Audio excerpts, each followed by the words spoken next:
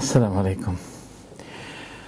Many people believe that Abu Hamid Al Gazali is a great personality.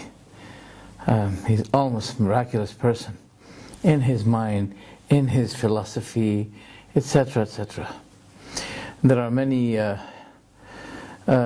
memorials that in many countries they make conferences under his name, the philosophy of Abu Hamid Al Gazali, and they call him Hujjatul Islam, the evidence of Islam.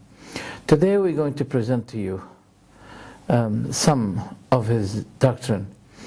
I have spent 1 year in studying all of his books, especially his book Ihya Ulum al-Din, the revival of the knowledges of Islam. I have studied it. 1 year of my life I spent it on reading his books, nothing else. And today I'm going to present to you the summary that I had in my study of this person. I provide everything with evidence, with reference. I'm going to read to you some of the things that his books contain, and I leave it to you to determine. The first thing that we have with Abu Hamid Al Gazali is he praises doubt, claiming that doubts let you reach to the truth. So the first is doubt, then after being doubtful, then that doubt will reach you to the reality. He says, whoever does not doubt, he will not be seeing. And the one who doesn't see, he will be falling in blindness and misguidance. That is in the book Mizan al-Amal, page 137. It seems that Descartes had taken this theory from Abu Hamid Al Gazali. Regarding the revelation with Ghazali is not only for Prophet. He talks about a special sense that comes from beyond the mind, that the Sufi, through it, can be seeing the unseen and what's going to happen in the future. The same book, Mizan al-Amal, page 22, from 21 to 22. Then he says something really bizarre, very strange. وَاسْتَمِعْ بِسِرِّ قَلْبِكَ لِمَا يُوحَى. And listen by the secret of your heart to what had been revealed, to the revelation. وَلَعَلَّكَ مِنْ سُرَادَقَاتِ الْعَرْشِ تُنَادَى. So you will be called from the high place of the throne. You will be called تُنَادَى بِمَا نُودِيَ بِهِ مُوسَى إِنِّي أَنَا رَبُّكَ. So you will be called by the one who called Musa before. So you'll be hearing Allah saying to you, I am your Lord. Ihya Ulum al-Din, 4th volume, page 251. Well, he believes also that inspiration has no difference. There's no difference between inspiration and revelation. Because people used to be believing that inspiration is for the non-prophet people, but revelation is for the prophets. Therefore, he says in his book Al-Ihya, volume 3, page 19, وَلَمْ يُفَارِقِ الْوَحْيُ الْإِلْهَامَ فِي شَيْءٍ مِّن ذَلِكَ. There is no difference that we can feel between inspiration and revelation. فَإِنَّ الْعِلْمَ يَحْصُلُ فِي قُلُوبِنَا بِوَاسِطَةِ الْمَلَائِكَةِ. For the knowledge that occur in our hearts is through angels, not through book and sunnah, through angels. That's what he's saying. Al-Jawahir al-Ghawali, this is series, page 135 and 140. Then he says something really strange.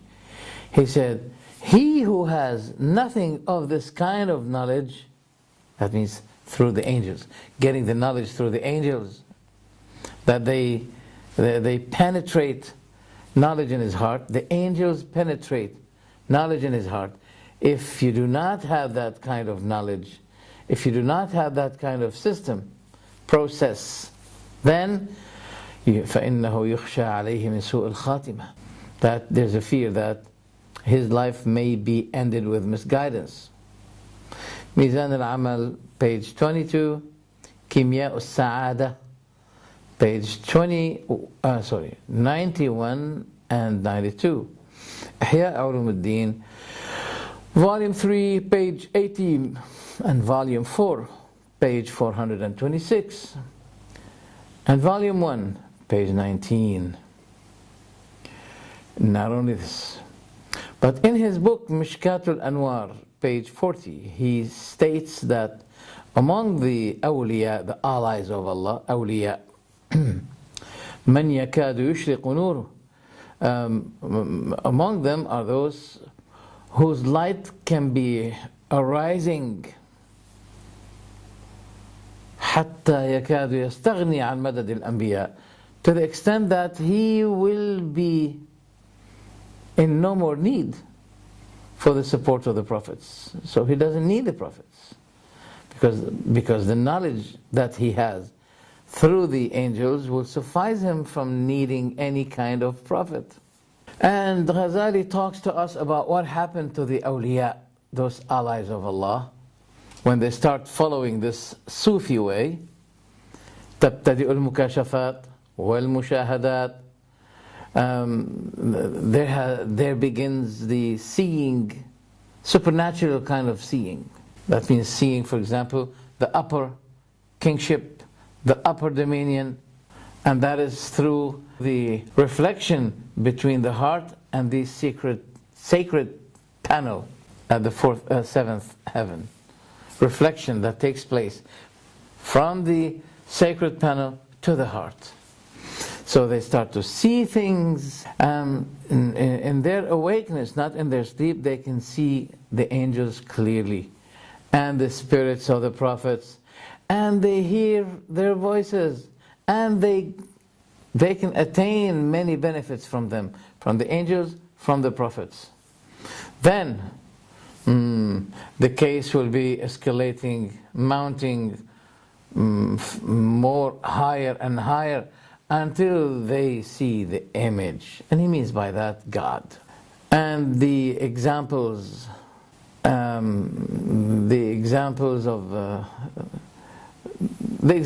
that's what he said, as-sura wal-amthal, to an extent of something that happens which is not possible to express it, which is not possible to explain it, because anyone who may express what he see, what he experience, then he will be saying something evil.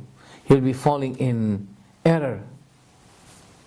Al-Munqidh min al-Dalal, which is one of his most significant book, page 50.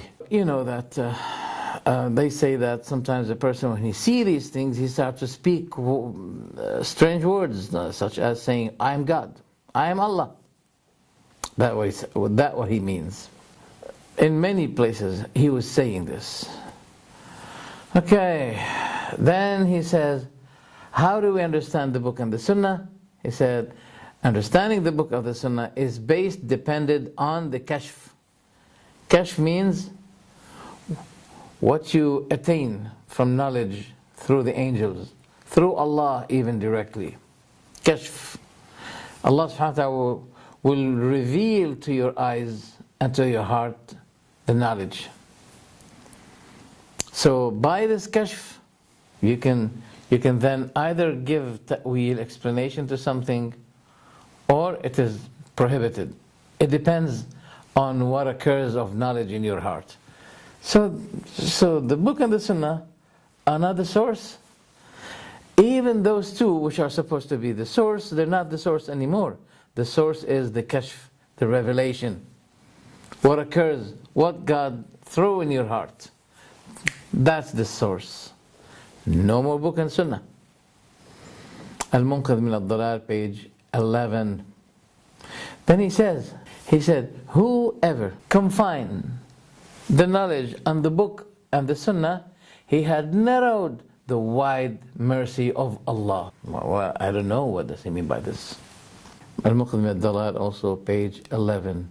Whoever limit or confine the sources of knowledge by the book and the sunnah, he had already narrowed the wide mercy of Allah. So don't narrow the wide mercy of Allah by saying to the people, only book and sunnah. No, there is something called kashf, which occurs in your heart. That's another source. And that source, kashf, is directly between you and Allah. Directly between you and the angels. So the book and the sunnah have nothing to do with this. It's very strange. And they call him Hujjatul Islam, the evidence of Islam. This is philosophy. This is not Islam. So let's see now, what is the Tawheed with Ghazali? Tawheed is very important, you know. Tawheed with Ghazali is to believe that there is nothing in the existence except Allah. And there is nowhere, no doer, in a matter of fact, except Allah. The real doer is Allah. We are just like toys. You see, we call it the marionette,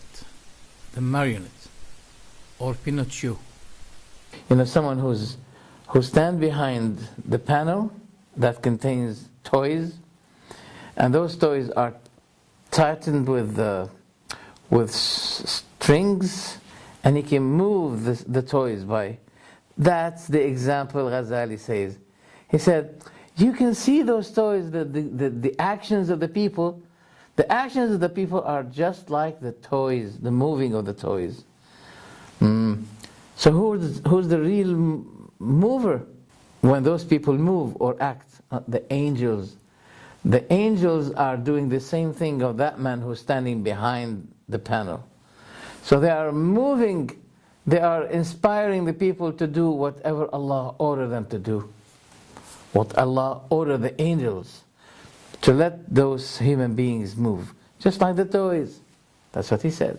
Ihya Ulum al-Din, volume 4, page 246 and 247.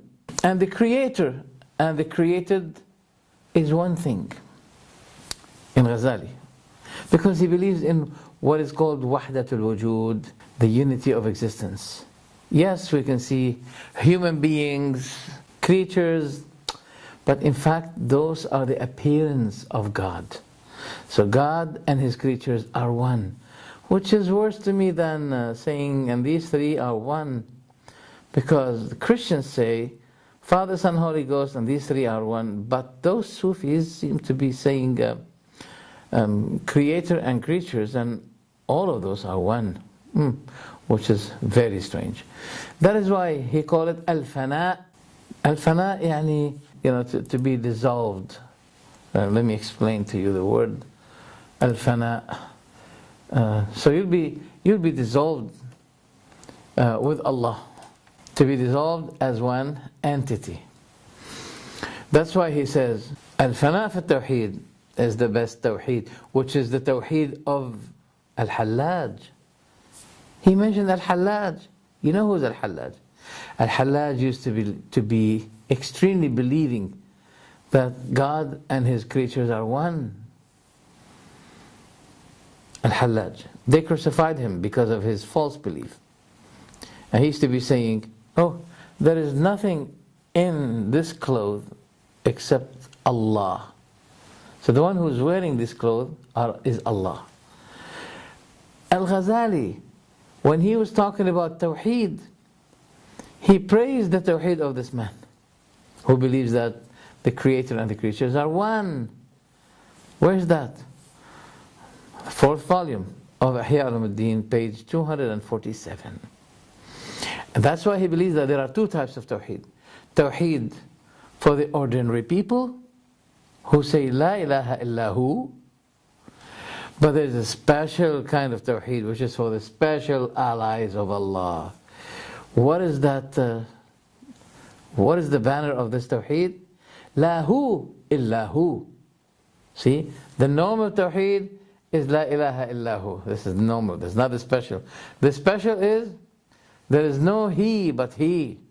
Lahu illahu. He's talking about the one entity. There is a unity as one entity. Wow, that's what he believes.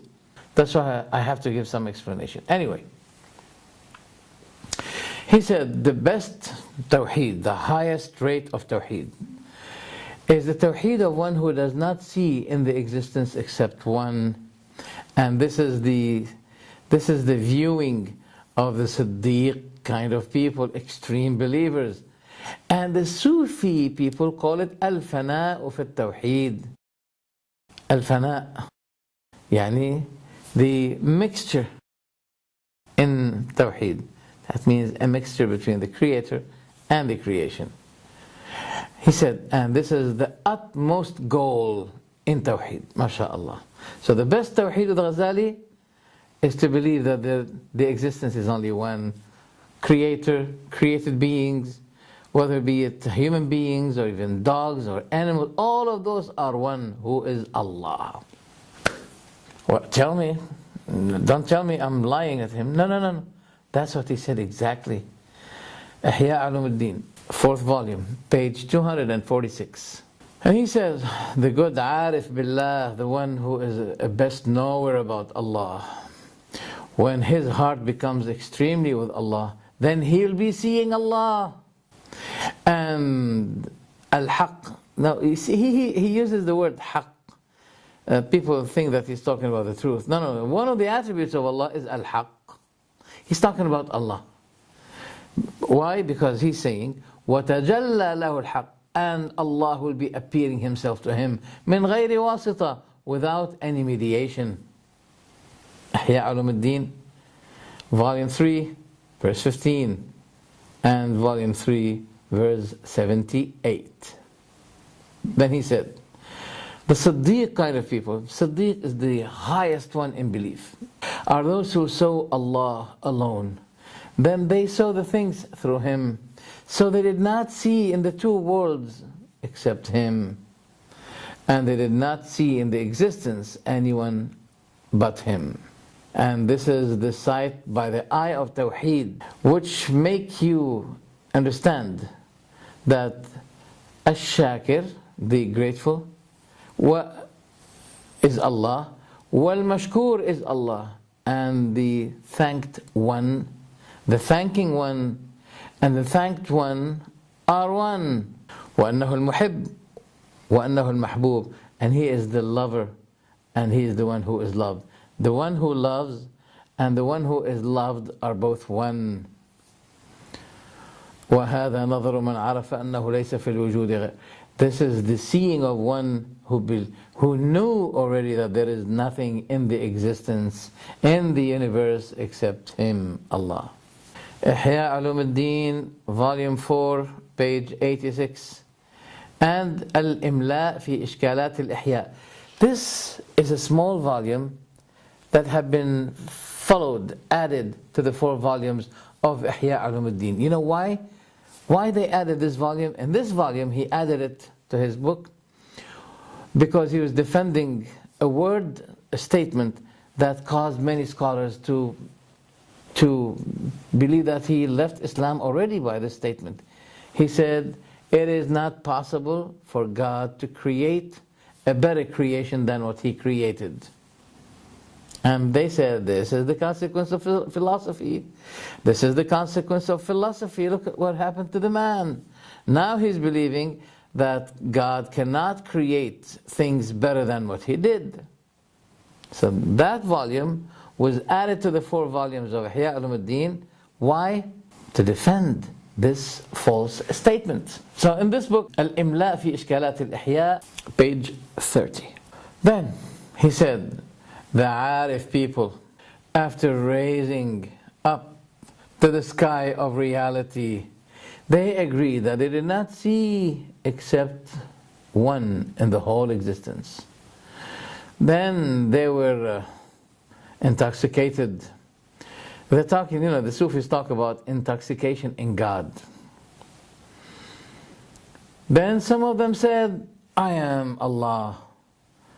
And some others said, Subhani ma a'zama sha'ni. Praise be to me, high exalted I am, how great I am. These words are supposed to be referred to Allah. Now he is referring that to himself. And some others said there is no one in Jannah, in paradise, except Allah. He said these words are the words of the lovers that should be filed, bended, closed, and put away. But when their intoxication became less and less and less, now they knew that this is not the unity between God and His creatures, but it seems to be. Just like the one who said, I'm quoting. Just like one who says, who I desire, and I desire who. We are two souls that were dissolved in one soul. Yani God and Him became one. أنا من أهوى ومن أهوى أنا نحن روحان حللنا بدنا. مشكات الأنوار, page 19 until page 21. And he said, the pure tawheed is that you see nothing on earth except Allah. Everything you see is Allah. Mishkat al-Anwar, page 19.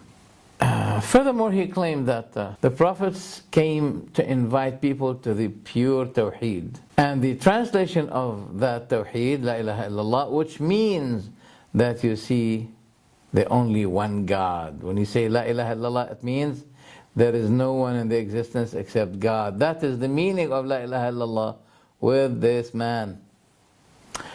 Ihya Ulumuddin, 4th volume, page 86.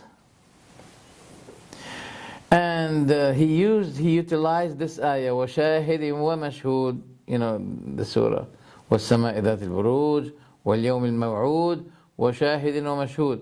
He said shahid is the witness, mashhud is the one who is witnessed. So the witness and the witnessed are one. That's Ghazali. Rawdat al-Talibin. This book is for Ghazali, page 25. He said this is the viewing of one who acknowledged the existence that it's only him and no one else. Everything you see in the existence is Allah. Every doing, every action in the world, it's the action of Allah. What about the bad? Bad and good both are the action of Allah. Ihya Ulumuddin, volume 4, page 86. And that's why he said, yeah, that's it. He said, as there is no one is in the existence except Him, so there is no doer, in a matter of fact, except Him. Stealing, killing, him. What? Fornicating, him. That's Him. Oh, I'm telling you. Sorry, Ghazali is telling you. Any action in the world is nothing but Allah's actions.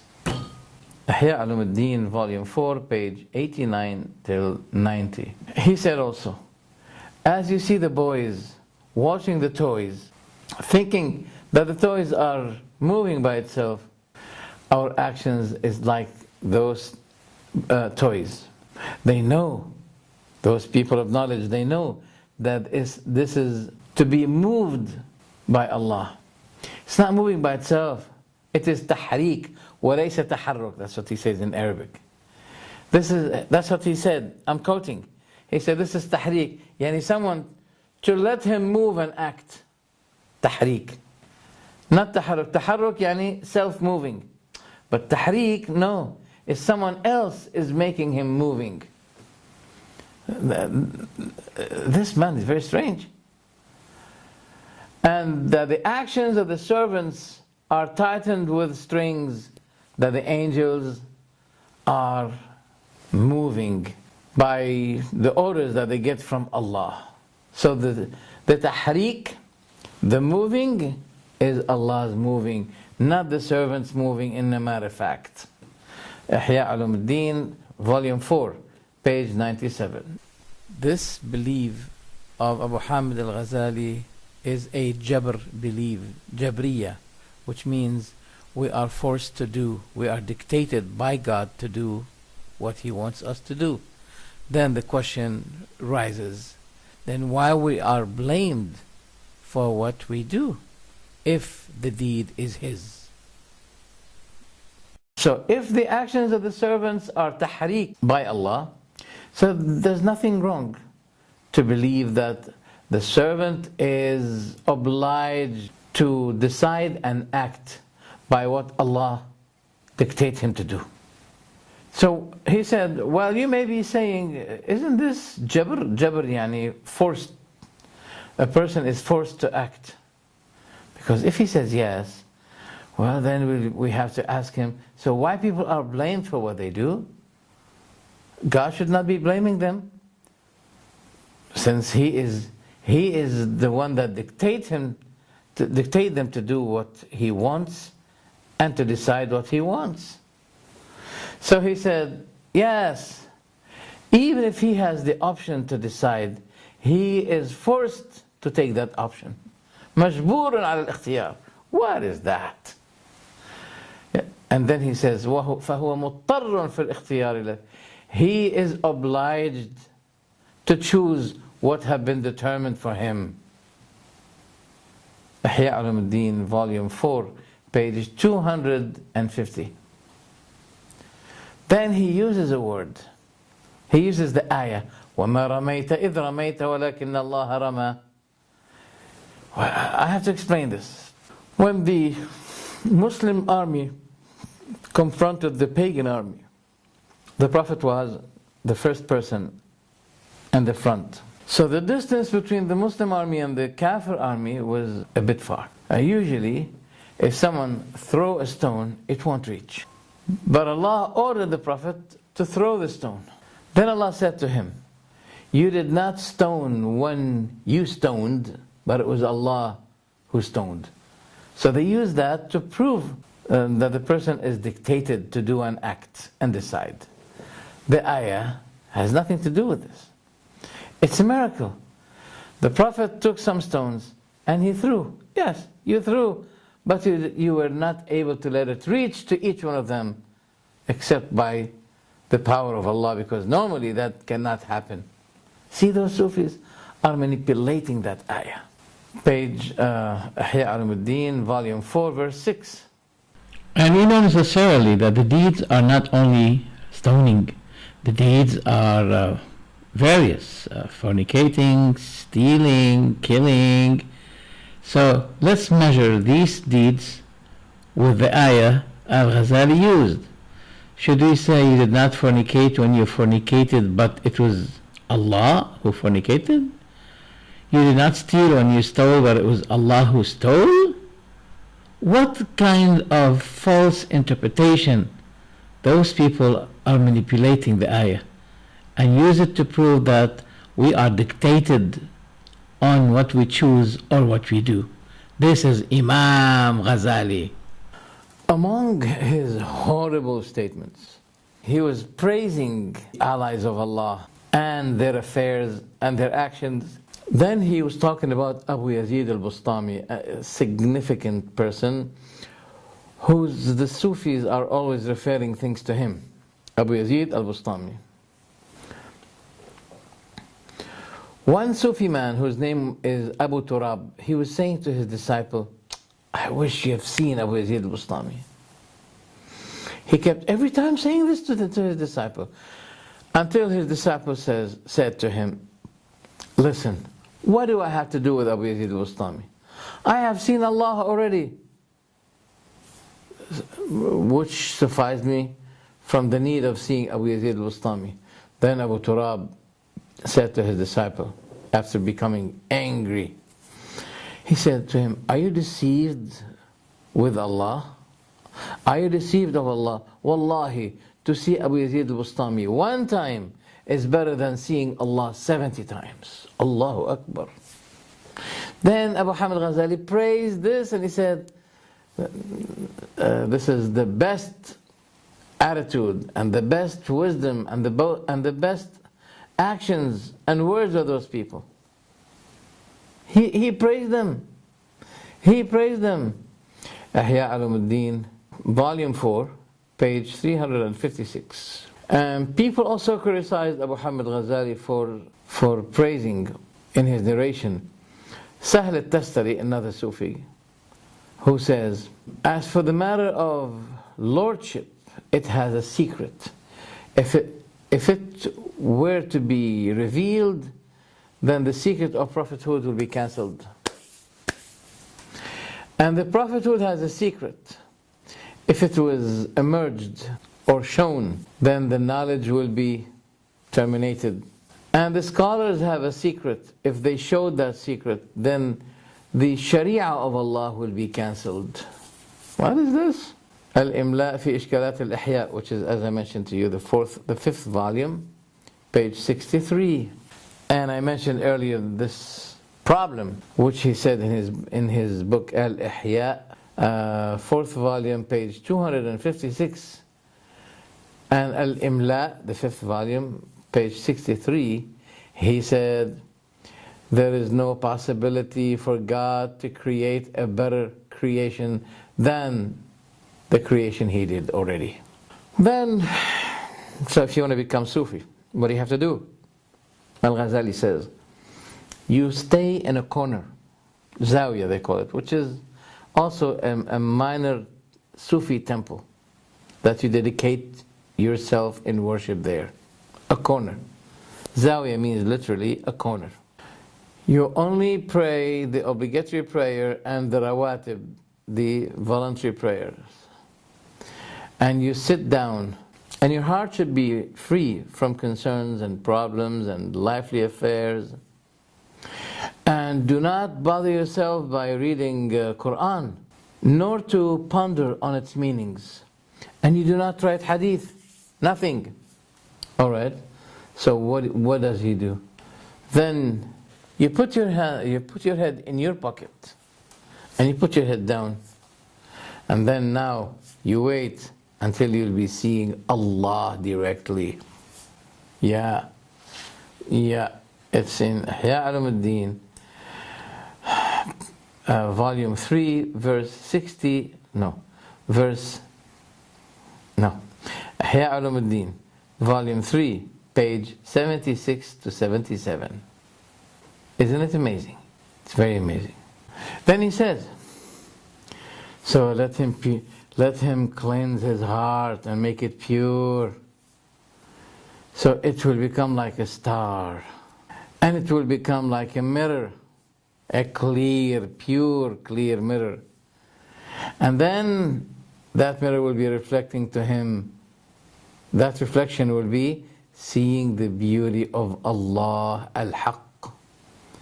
And he will be seeing the one who is Rafi'u darajati dhul arsh. He's talking about Allah, seeing Allah, which is against the way of Ahl Sunnah, who believe that Allah cannot be seen in this life, cannot be seen, due to the capacity that Allah created in us. And at the Day of Judgment, this capacity will be changed.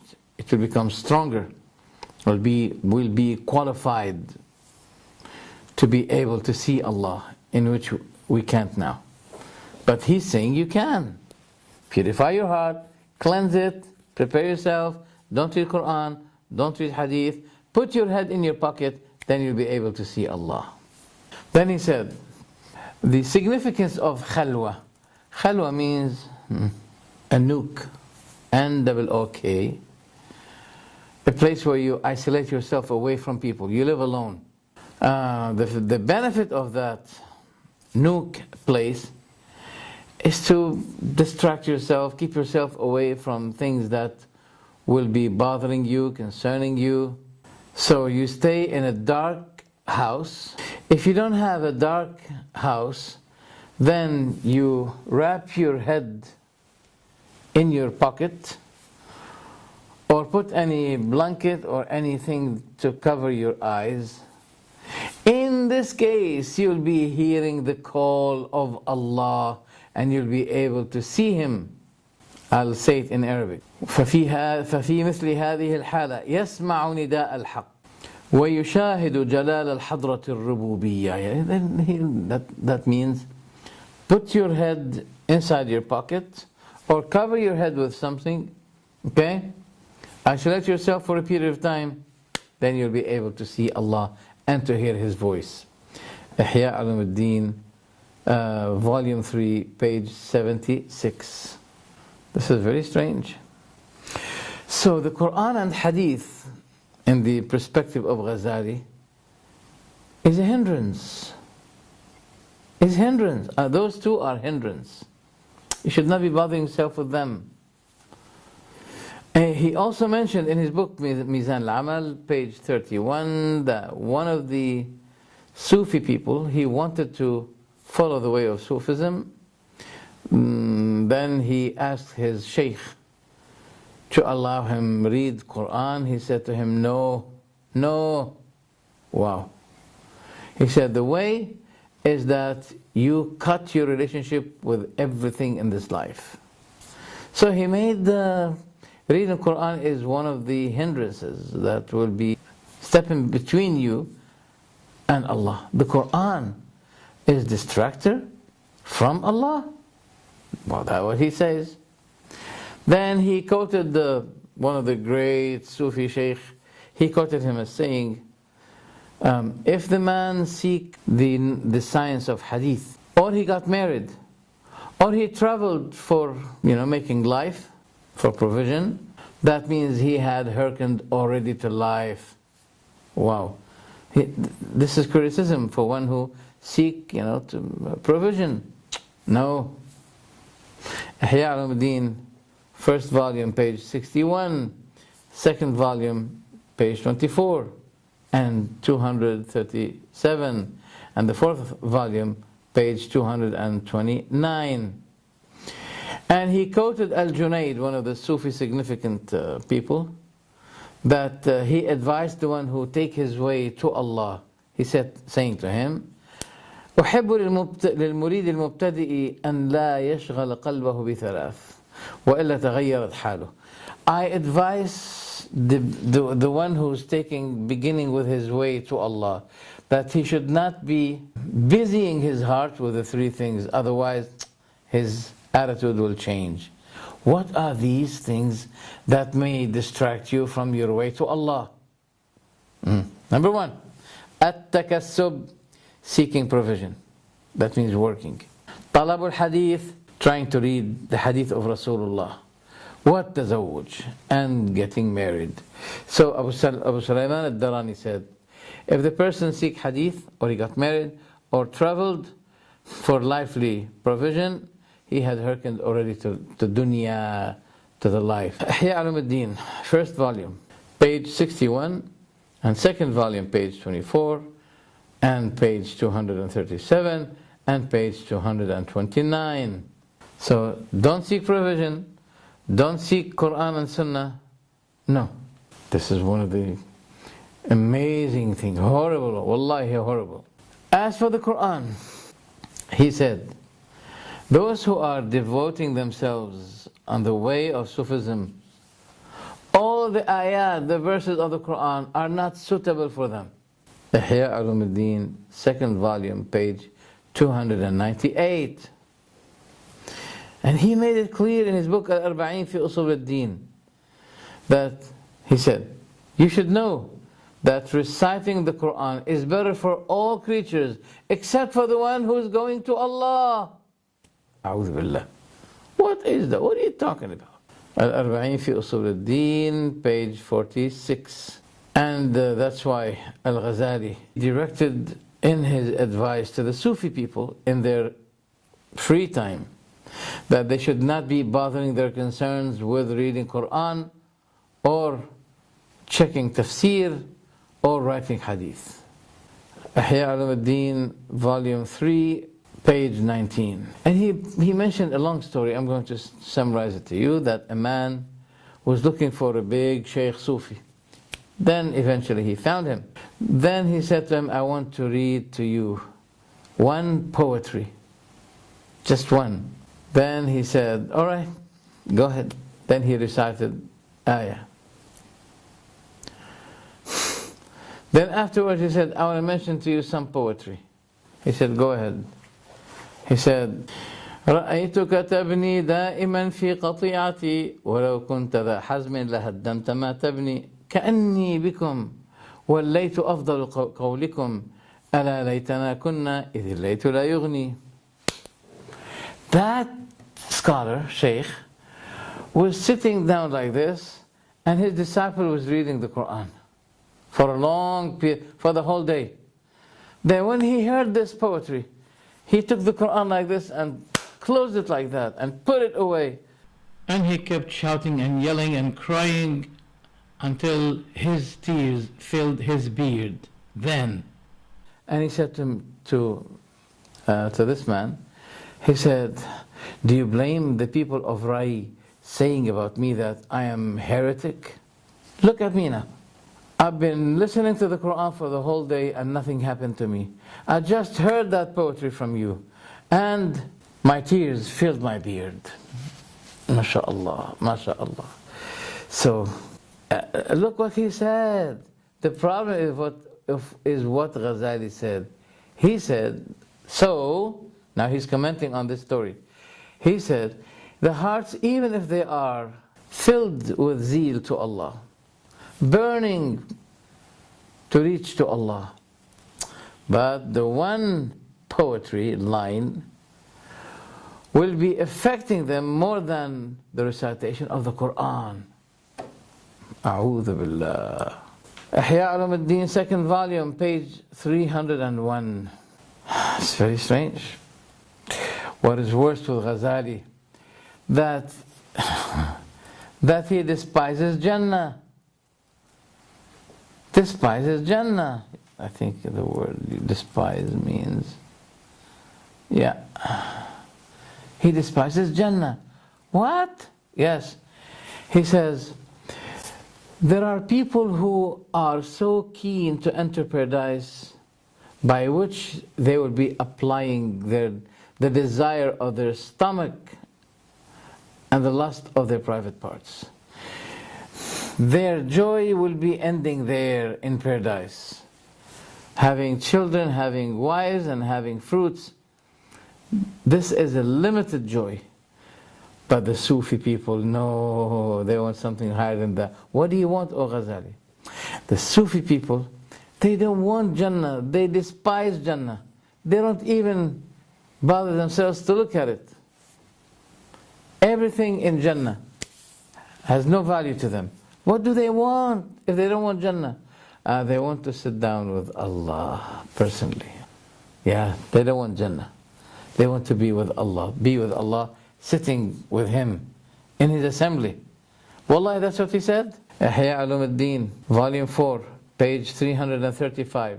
He said, there's a common practice between the animals and the human beings which make them partners to the animals, is the appliance of the lust of the stomach and the lust of the private parts. This is something in common between humankind and animal kind. So this is the attitude of the stupid people, because they have no concern, they have no goal, aim, except to apply the desire of their stomachs and the desire and lust of their private parts. That's what he's saying. And he said that Jannah is a toy of children. Jannah is a toy of children. But those who are entering Jannah, they are ignorant people and even stupid, because they have no concern but applying the desire, the lust of private part and the lust of their stomachs. Ihya Ulumuddin, volume 4, verse 335. Jawahir al-Quran, page 24. And Ihya Ulumuddin accusing the people of paradise, because they have no concern except to apply the need of their private parts and their stomachs. So they have already substituted the minor and leaving the major. Ihya Ulumuddin, volume 4, page 381. And also Ihya Ulumuddin, volume 4, page 335. My dear brothers, this is a blasphemy. kufr. This is a matter of disbelief or insulting the people of paradise, claiming that they are foolish people. We know necessarily that among those people are prophets and messengers. Are they foolish? Didn't the Prophet Ibrahim keep asking Allah, وَاجْعَلْنِي مِنْ وَرَثَةِ جَنَّةِ النَّعِيمِ? Oh Allah, let me be among those who inherit the bliss of paradise? I mean, those people are seeking something more than what the Prophet Ibrahim wanted from Allah.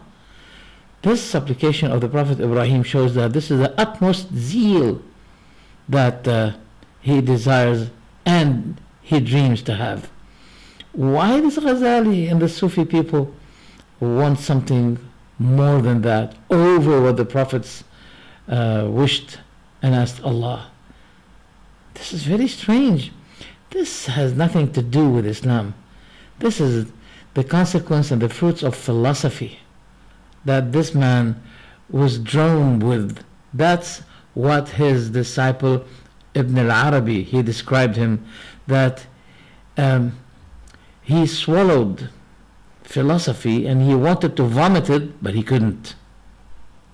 Is this the deliverance from error, as was titled in his significant book Al-Munqidh min al-Dalal?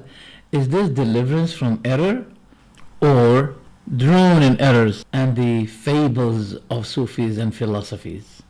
So as a result, we say Abu Hamid Al Gazali, when he became philosopher, this philosophy affected him until he became Sufi. Then he became the worst.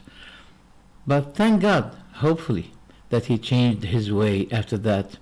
And he wrote, just 14 days before he died, he wrote a book called Iljam al-Awam an Ilm al-Kalam. The title means preventing people from Ilm al-Kalam. This is philosophic rhetoric, saying in this book that the best way is the way of as-Salaf, those predecessors, and any way that disagree with the way of as-Salaf is a matter of innovation.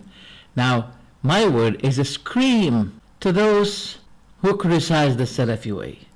Look, this is the experience of Ghazali, who went into all kinds of cults. Then it ended with him by giving you the advice that the Salafi way is the best. Let's continue. Unlike what he used to be believing before, that whoever believes that there is another existence with Allah, he is mushrik. He is mushrik. That's what he said. This is how Ghazali used to be understanding the Tawheed, monotheism. What is monotheism? To prove that the Creator and the creation are one. This is monotheism to him. To believe that there is no he but he. There is no him but him. These are Sufi indications about, indicating the matter of one existence, that the Creator, God, and His creatures are one.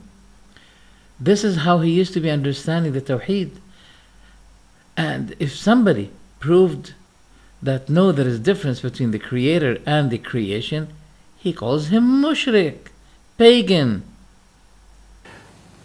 The answer is that he is mushrik because he proved that there is another existed one with Allah.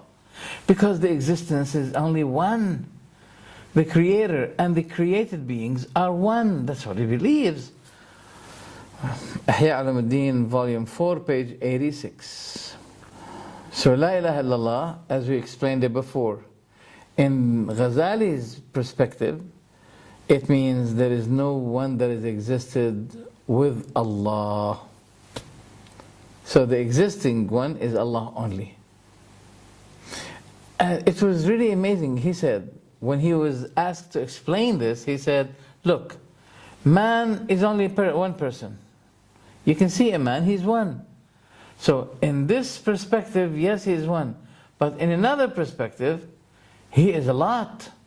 He has fingers, he has intestines, he has heart, he has blood, he has nerves, he has eyes, he has All of these things, they are following that one, they belong to that one person. So the man is one, but he is many at the same time. He is one, but he is many at the same time. He is a lot. He is one, but he is a lot. Wow. You want me to tell you where he said it? No problem. Ihya Ulumuddin, volume 4, page 246 and 247. And furthermore, he said that prophets came to the Tawheed, to the monotheism. So what is monotheism to Ghazali? He said, which means that La ilaha illallah, it means I do not see in all of the existence, I don't see anyone except Allah. That's the monotheism in Ghazali's perspective. Volume 4, also the same page, page 84.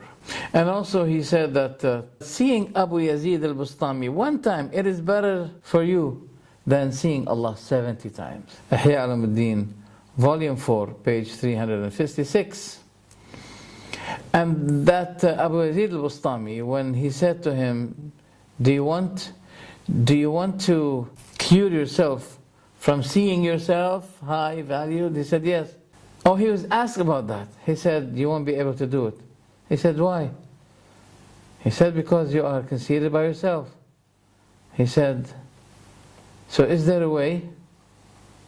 He said, yes. He said, how? He said, you bring a basket and put it on you and pass by people, and you give one nut to everyone who give you a hit on your, slap you on your face. He said, Subhanallah. The man was amazed. He said, Subhanallah. Then Abu Yazid al-Bustami said to him, saying Subhanallah is shirk. Why? Because Abu Yazid said to him, because you praised yourself. Subhanallah means you are praising yourself, in a matter of fact, magnifying your soul. Ihya Ulumuddin, volume 4, page 358. And in addition to this, we mentioned to you what he said before, that it is not possible with Allah to create a better creation of what He created. Also, he says that doubt leads to certainty. You should be doubting to reach the certainty. But what about you died on the way to certainty? So you died while you did not reach certainty. What's going to happen to you? Where's the mind of those people? Subhanallah. Finally, he believes that the wali, the ally of Allah, can hear the wahy revelation from Allah as Musa heard it from Allah. Ihya Ulumuddin, volume 4, page 251. The Sufi has a high grade or maqam or rank. They call it ar-rida, content. And they teach you how to be contented with God. To be contented with God is that you neither ask Him paradise nor seek refuge with Him from hellfire. Yes? Because if you're contented with God's fate and destiny, then you should not be making any effort or ask God to change something with you. Because they believe that this will be a sort of protesting, objecting against God's decision, fate and destiny. That is why he quoted a story of a man who lost his son. So people asked him, shouldn't you be asking Allah to return your son to you? He said, no. He said, losing my son is easier to me than objecting against the will of God. That's what he said. Ihya Ulumuddin, volume 4, page 350. And he has a book called Al-Arba'in, also page 200. So they believe that, if you ask Allah to remove the calamity, this will be a sort of protesting against God Almighty. What about depending on Allah, tawakkul? Well, Ghazali says, If you treasure for 1 year, you are not among those mutawakkil people who depend on Allah. You're not among them. And if you spare and hide, supplements for 40 days, you'll be, oh my God, you'll be deprived from the praised rank at the Day of Judgment. That means you may not drink from Al-Kawthar, the pool of the Prophet ﷺ. Why?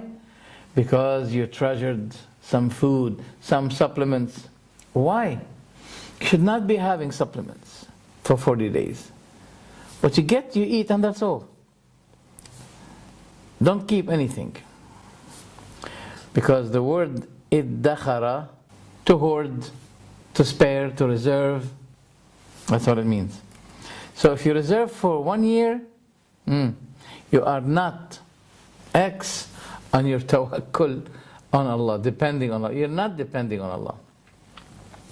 But if you reserve and spare and keep for 40 days, you are risking yourself to be deprived from the al-maqam al-mahmud. Al-maqam al-mahmud means the intercession of the Prophet to you. So you'll be deprived from the Prophet's intercession for you if you spare food for 40 days. Where did he say that? It's interesting. Ihya Ulumuddin, 4th volume, page 276. And also he says that caring about provision is ugly with regards to the religious people.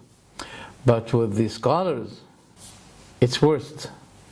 Because seeking provision, seeking livelihood, it prevents, it shackles from taking your way to Allah, marching to Allah, coming to Allah. It prevents you from coming to Allah because you're seeking livelihood. Ihya Ulumuddin, volume 4, page 275.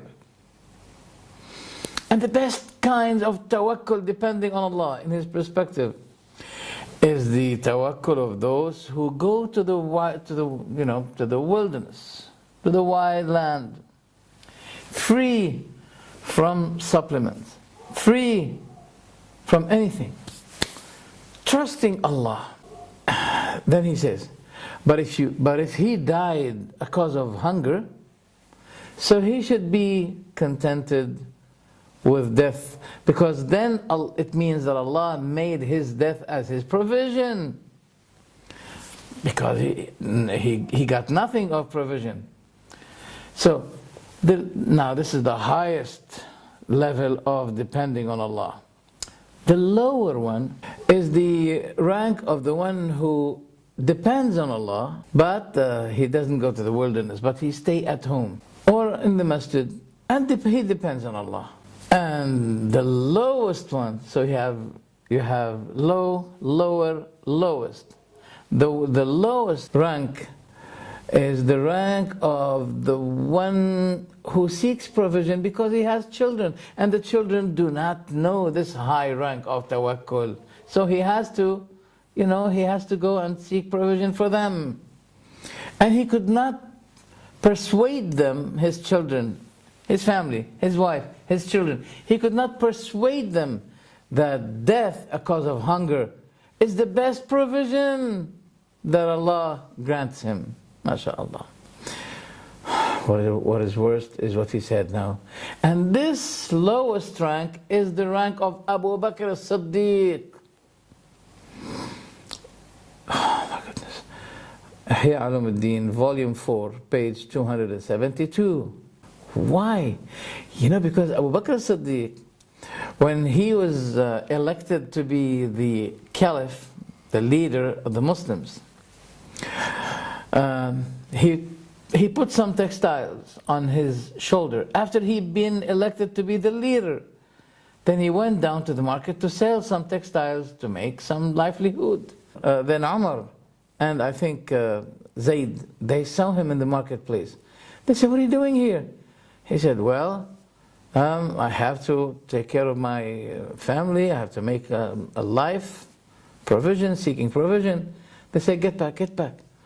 We will assign for you, specify some salary that will, it may be barely enough for you and your family. So get back and do not go to the marketplace now.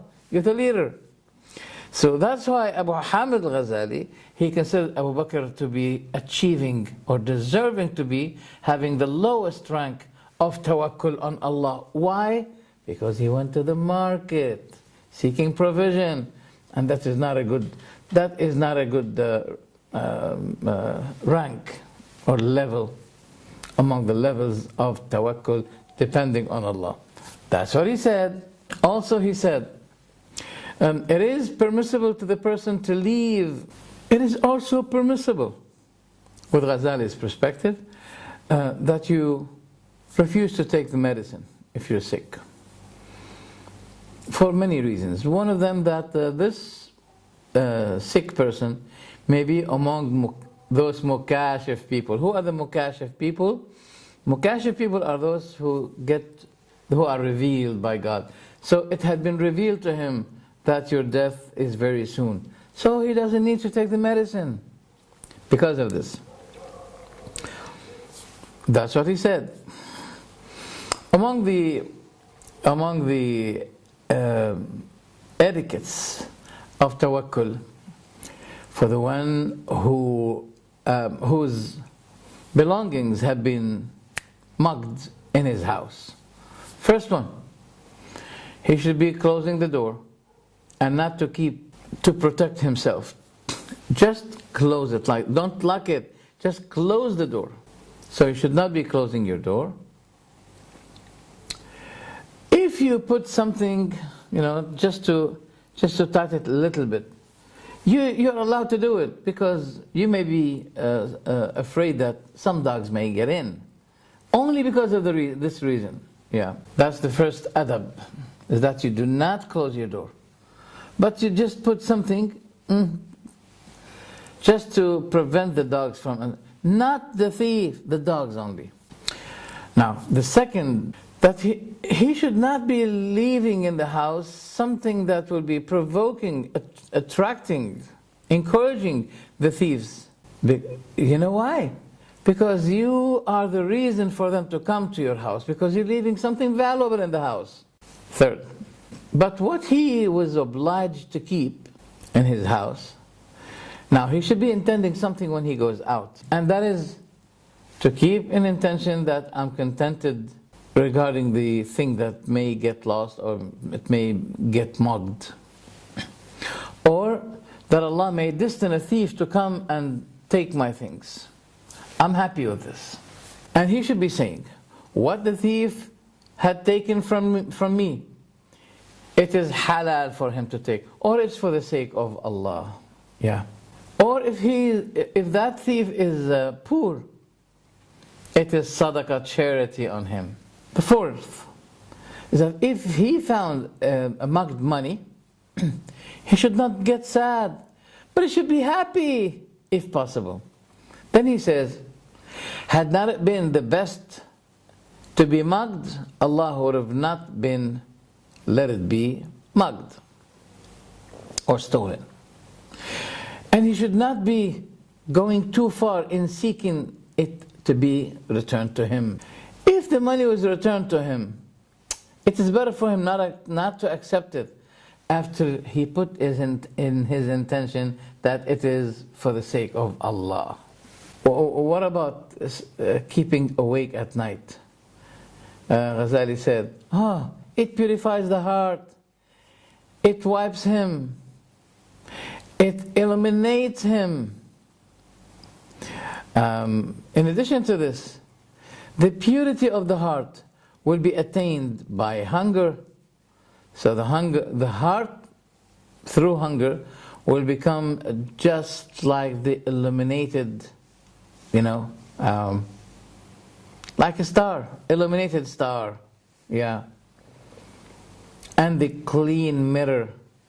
So because of hunger, that will be also enabling him to see the beauty of Allah.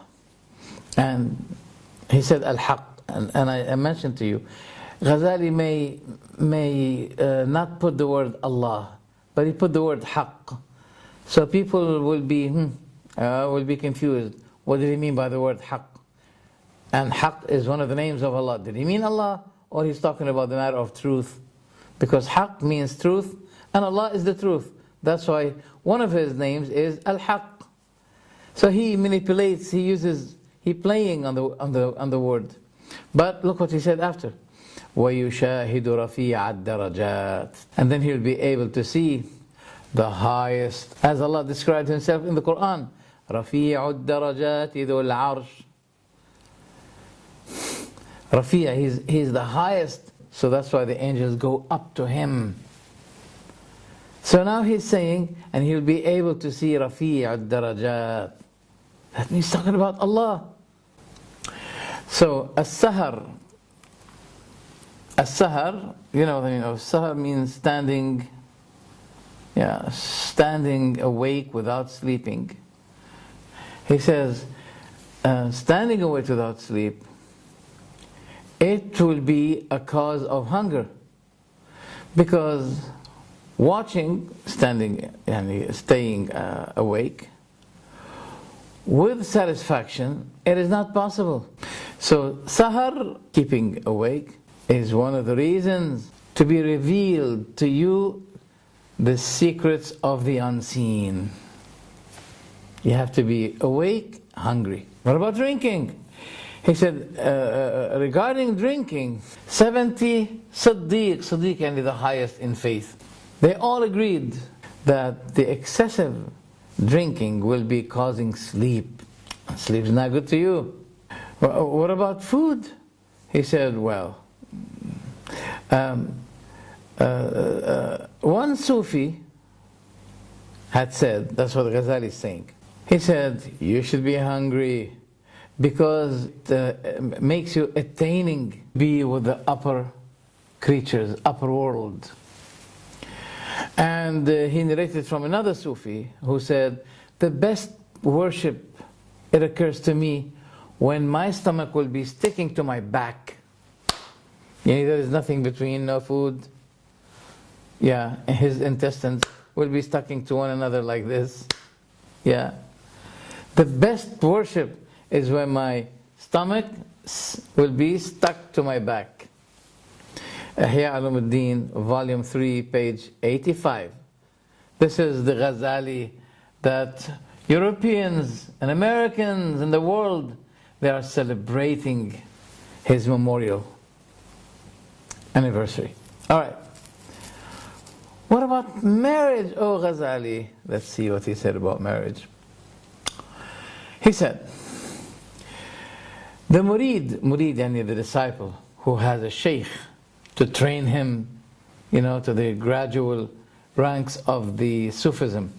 He says, the murid in the beginning of his, way of Sufism, he should not be busying himself with marriage, because marriage is a shackle, is a matter of distraction that distract him, busy him from taking the way.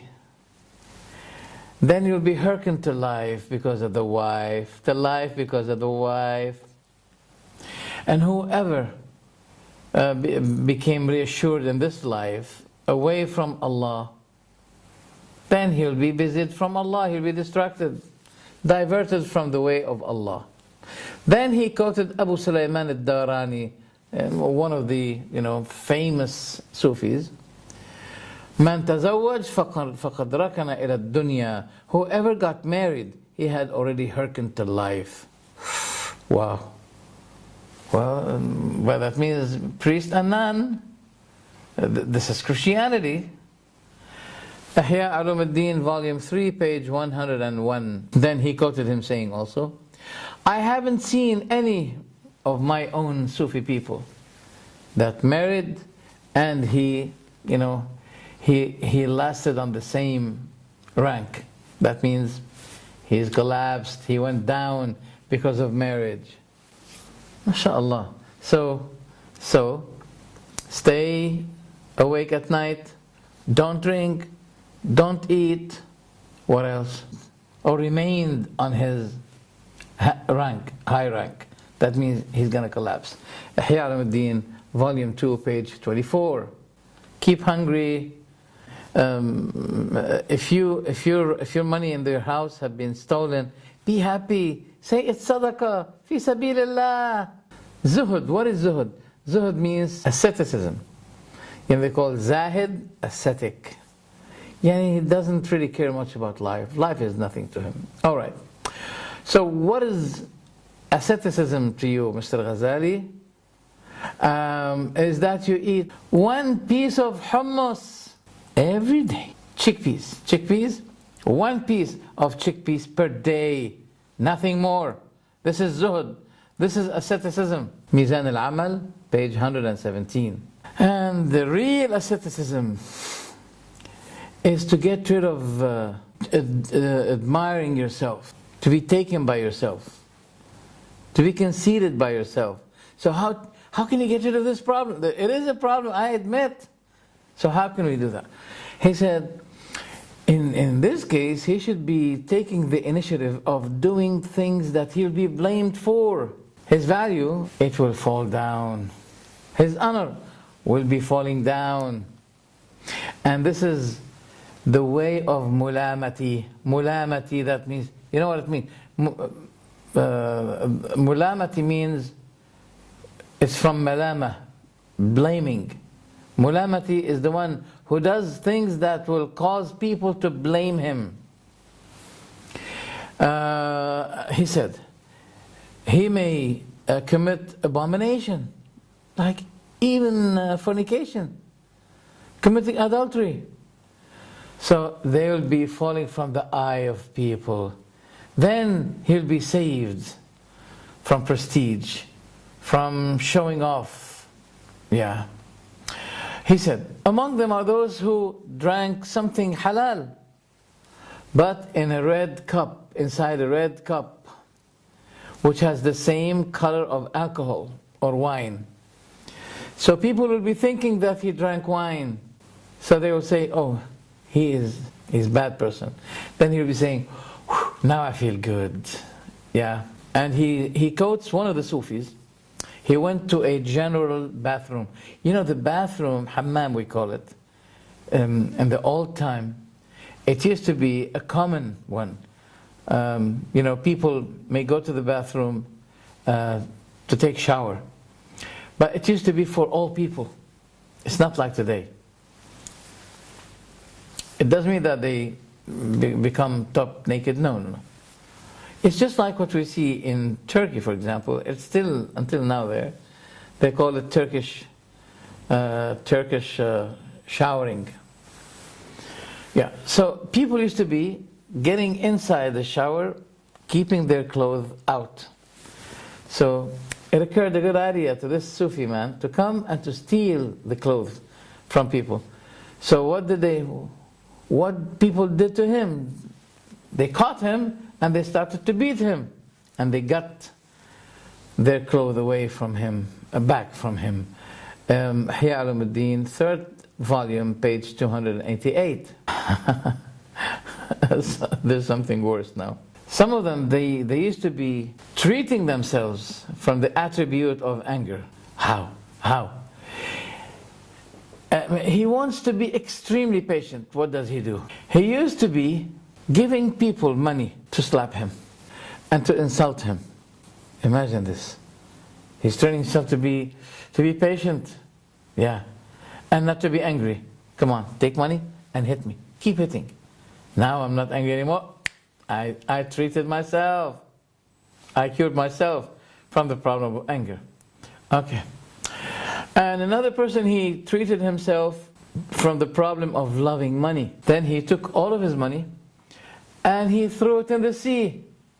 Yeah. Now he doesn't love money anymore, mashallah. Yeah.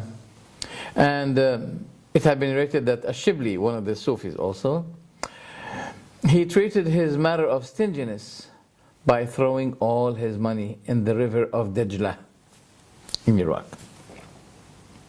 And he said to the money after throwing it, No one that magnified you, but he will be humiliated. There is something worse now.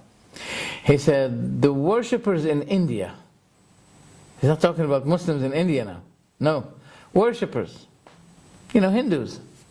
The worshippers of India, and by the way, many sources of rituals in the Sufis have been taken from the Indians.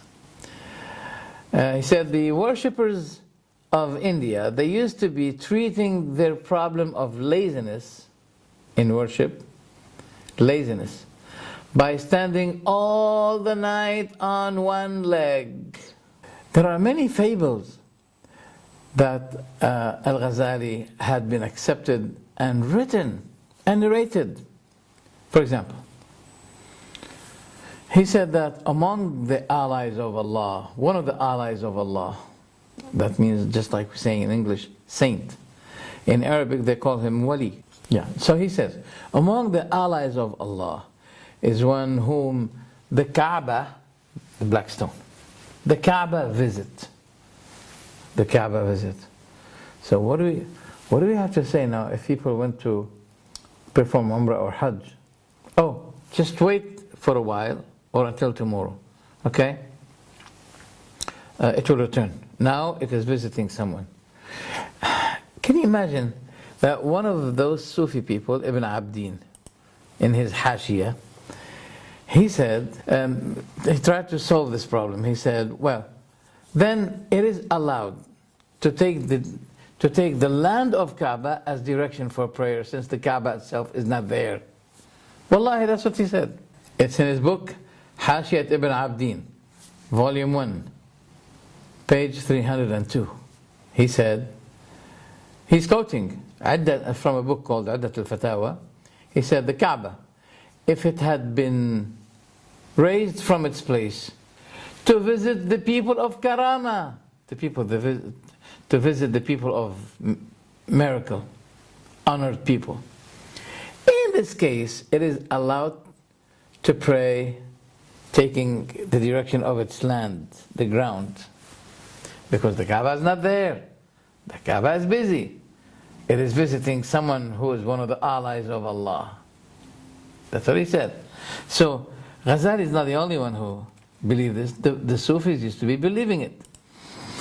Ihya Ulumuddin, Volume 1, page 269. Among the fables, this is fable.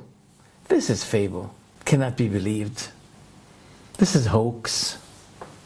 This is superstition. And also he said, if you start trimming your nails, starting from this finger and on, starting from the right to the left, like this, it will be saving you from the sickness of the eye. If you suffer, some ache in the eye ache, or there's a disease called ramad, a problem in the eye. If you suffer this problem, no problem. You want to cure yourself from this problem? No problem. Start to trim from the right to the left, then the problem of the eye will be solved. Did he say it? This had been mentioned by As-Subki in his Tabaqat al-Shafi'iyya, his well-known book. Subki and others, they mentioned that this is one of the problems that people criticized Ghazali for. What is the relevance between trimming and the pain in your eye? So the book titled as Tabaqat al-Subki, Volume 4, page 144. Also, Al-Ghazali quotes Abu Hamid Al Gazali that he swore by Allah to punish his soul by preventing himself from drinking 1 whole year, and he lasted 1 year without drinking. Do you think that happens? Ihya Ulumuddin, Volume 4, page 356. And he mentioned one of the way of dhikr, remembering Allah, that you put your head in your pocket, or if you're not able, then you bring a blanket, sheet, and cover your head with it. Then you'll be able to hear Allah and to see Him. Wow, those Sufis are lucky. You know, the Prophet Musa, they call him Moses, could not been able to see Allah, and Allah said to him, "You won't be able to see me." No, but the Sufis are different. Or maybe it did not occur to Musa that if he cover his face with a sheet or blanket, then he'll be able to see Allah. Volume Ihya Ulumuddin, volume 3, page 76. And he also mentioned that the life every day keeps addressing Allah, speaking to Allah, the whole life, saying to Allah, "Oh Allah, why do you hate me?" Then Allah replied and said to the life, "Keep quiet, silent." I did not say the word shut up. Oh, nothing. So Allah is describing life that it's nothing. So the life is saying to Allah, "Why do you hate me?" Then Allah said to her, "Keep quiet. Oh, nothing." Ihya Ulumuddin, volume 3, page 210. And it is allowed to call the angels lords. Well, the Sufis do not signify between Lord and God. Lord and God are the same. So, according to their law, okay, which makes God and Lord one thing, so that means the angels can be gods. And Allah will be called the God of gods. Mishkat al-Anwar, page 28. And I mentioned that whoever seek to learn the science of hadith, or he got married, or he traveled for livelihood, he had already hearkened to life. Ihya Ulumuddin, volume 1, page 61, and volume 2, page 24, and volume 2, page 237, and volume 4, 229. In those places in Ihya Ulumuddin, he mentioned it many, many, many times. And he said, if you have two thawb, you know, just like galabiya, or I don't know what you call it, if you have two, you have nothing to do with zuhud, you are not zahid, you are not ascetic person. No. Ihya Ulumuddin, volume 4, page 231. What if I have only one thawb, and I want to go to work, or I want to go out to the marketplace? Oh wait, stay at home, don't go until your only one thawb will get dry. What? There's no other solution. Otherwise, you should not be having two thawb, two jackets, etc., two shirts. You should be having one. Because if you have two, then you are not ascetic. MashaAllah. Also, he allowed the wali to tear his clothes. You know, when he has something called wujd. Wujd, that means he lost control on himself. He speaks rude, bad words. He's not conscious to what he is not mindful to what he behaves or says. So such person may be tearing his clothes. But did you forget, Ghazali, that he has only one thawb, one cloth, no two? Well, then he said, it is allowed, it is permissible when you have this wujd, you became out of your control, and you tear your shirt. You can make this up by selling your torn clothes, and people will be using it. Why? To patch carpet. They can use it to patch carpet. Wallahi, that's what he said. Wallahi, I'm quoting exactly what he said, changing nothing. Where did he say that? Ihya Ulumuddin, volume 2, page 304. You should notice something here, that Ghazali is talking about these issues, but at the same time, he was writing, as he was writing these things, his book, Ihya Ulumuddin, it was free from any chapter about jihad, I think. While Petros, you know, they call it Petros and Nasik, yani the ascetic Petros, He was preparing all kind of army, big army, you know, organizing the armies, the Crusader armies, to come and attack the Muslims. And when Jerusalem was attacked, Ghazali was isolating himself in a corner, taking a small corner in a masjid, isolating himself from people at that time. So Petrus was not isolating, but Abu Hamid Al Gazali was isolating himself. Can you imagine that also there are manners of begging, manners or the dancing manners, but there is no place for jihad? Al-Adab fi Din, page 124, regarding the etiquettes or the ethics of begging, the ethics of dancing. Ihya Ulumuddin, volume 2, page 282. So there is a chapter for the manners and ethics of dancing, but there's nothing about the ethics of jihad, nothing. Also, he said, if you want to get rid of the sickness of being seen and having fans by people, you should shave your head and shave your beard.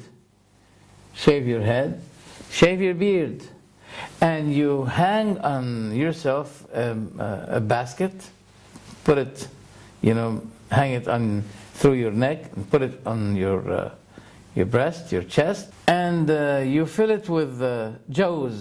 You have nuts in the basket, and you pass by people, nut, and you say to the people, whoever gives me a slap on my face, I'll give him a piece of nut. That's what he said. Ihya Ulumuddin, volume 4, page 358. And also he praised those who have the character of dog. How come?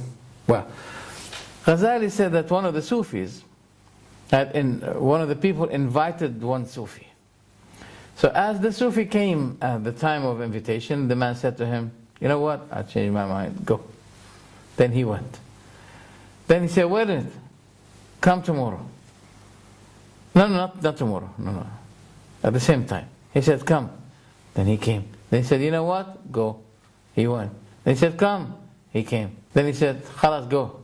Then this man, he admired this Sufi. He said to him, wait a minute, I was testing you to see how patient you are. And you have a great character. You do not get angry with me. He said, well, if you want to know the reason, I have copied the character of the dog. When the dog is said to him, stop, he stops. When they say to him, come, then he comes. So what you saw from me is the character of the dog. Ihya Ulumuddin, volume 3, page 71, and volume 3, page 358. He repeated it twice. Now these kinds of fables are a matter of innovation.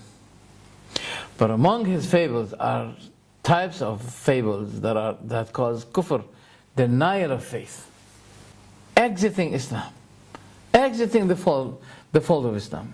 Like what?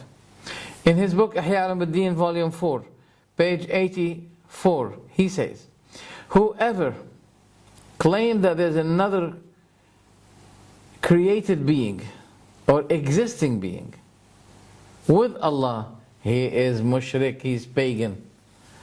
What? If I believe that the creatures are different from Allah, I'm pagan? Yes, that's what he said. Why, O Ghazali? Because La ilaha illallah means I do not see in the existence. The answer is that he is mushrik because he proved that there is another existed one with Allah. Because the existence is only one. The creator and the created beings are one. That's what he believes.